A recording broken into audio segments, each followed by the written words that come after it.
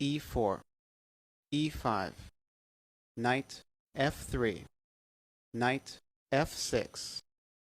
By counter-attacking the e4 pawn, black simplifies the position in the center and restricts white's possibilities in playing for a win.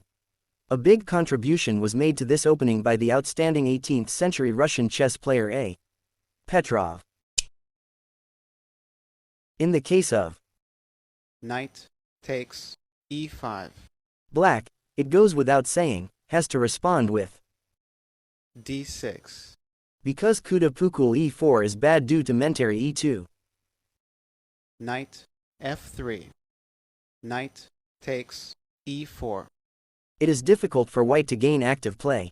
In games 13 and 15 of the Petrosian-Spassky match 1969, there followed Queen e2, queen e7, d3, knight f6, bishop g5, queen takes e2, check, bishop takes e2, bishop e7, knight c3, c6, long castle, knight a6.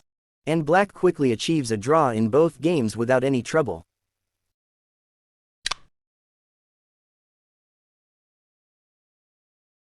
d4. This is a more active continuation. Black can also continue.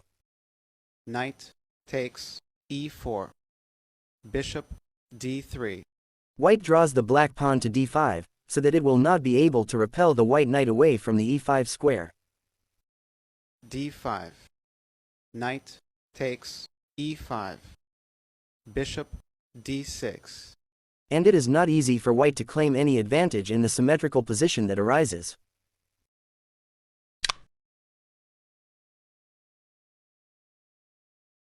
E takes d4, e5, knight e4, queen takes d4, d5.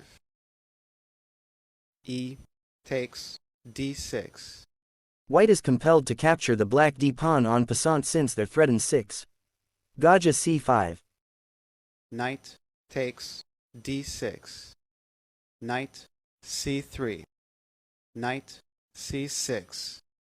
Queen f4. Here the white queen occupies an invulnerable active position, but the absence of pawns in the center facilitates black's defense. g6. Bishop d2. Bishop g7. Long castle. Bishop e6. After Knight g5. Queen f6. Queen takes f6.